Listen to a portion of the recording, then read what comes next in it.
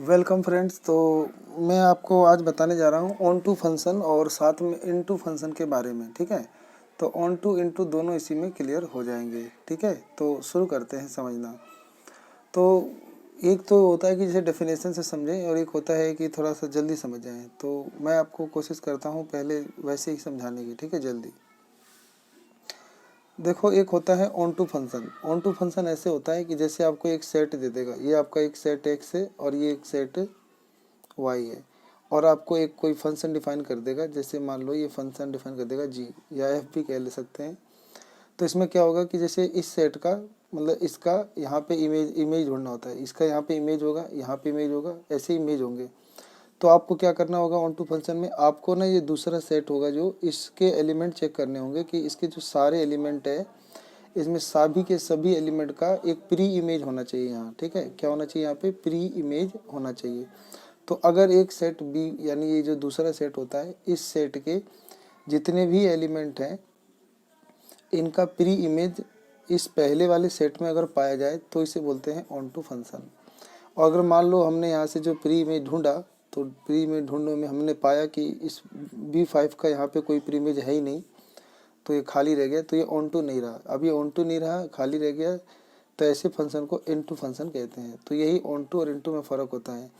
On to में हर एक element का यहाँ पे प्री इमेज पाया जाता है, और इनटू फंक्शन में यहाँ पर कोई एलिमेंट खाली रह जाता है। तो ऐसे फंक्शन को बोलते हैं इनटू फंक्शन।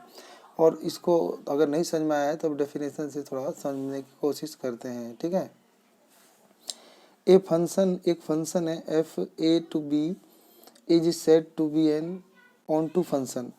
एक फंक्शन जो सेट ए से सेट बी में डिफाइन है, इस सेट टू बी इसको कहा जाता है ऑन टू फंक्शन।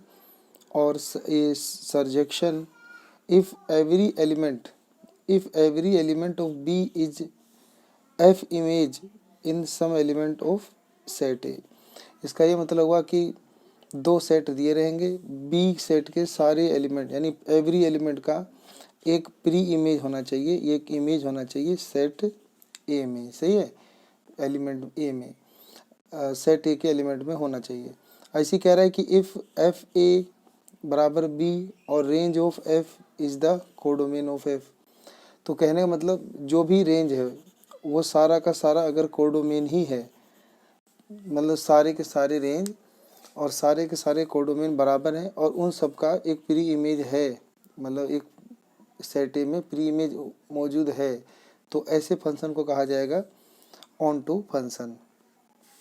देखो यहाँ पे हर एक एलिमेंट का यहाँ पर एक रेंज है। जैसे ये डोमेन होता है, आपको याद होगा ये डोमेन होता है और ये रेंज होता है और ये पूरा कोडोमेन होता है। जब रेंज और कोडोमेन जब दोनों ही बराबर हो जाते हैं और सबके एक प्री इमेज उपस्थित होते हैं, तो ऐसे फंक्शन को ऑन टू फंक्शन कहते हैं। यानी एक ऐसा सेट जिसके सभी एलिमेंट का एक प्री इमेज इस वाले सेट में पाया जाए, तो ऐसे फंक्शन को ऑन टू फंक्शन कहते हैं। ठीक है,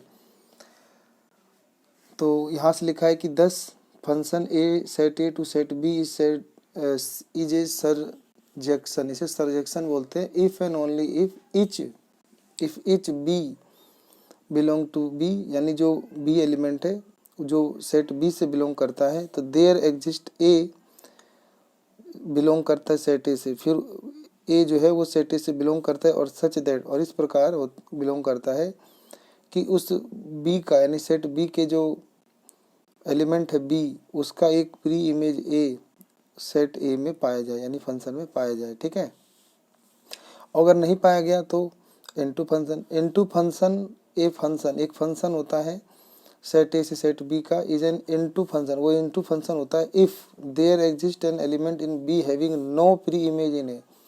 इसका मतलब है कि एक ऐसा एलिमेंट बी में शामिल है जिसका कोई भी नो प्री इमेज इन है, यानी इसका कोई भी प्री इमेज मौजूद नहीं है सेट ए में।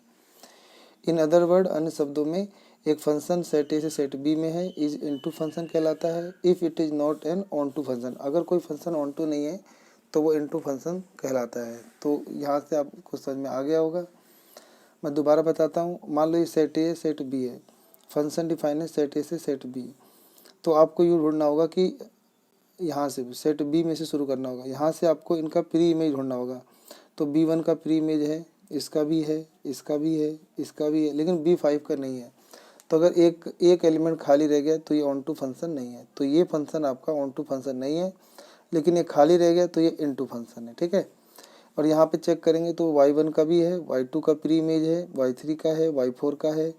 तो मतलब चारों के चारों का यहाँ पे प्री इमेज है, एक भी एलिमेंट यहाँ खाली नहीं है। तो ऐसे फंक्शन कहा जाता है ऑन टू फंक्शन। तो उम्मीद करता हूँ आपको समझ में आ गया होगा कि इन टू फंक्शन क्या होते हैं और ऑन टू फंक्शन क्या होते हैं। मिलते हैं अगली वीडियो में, जिसमें हम सीखेंगे बाइजेक्टिव फंक्शन किसे कहते हैं, यानी 1 1 ऑन टू फंक्शन किसे कहते हैं, जो कि एग्जाम में भी आता है 12th के।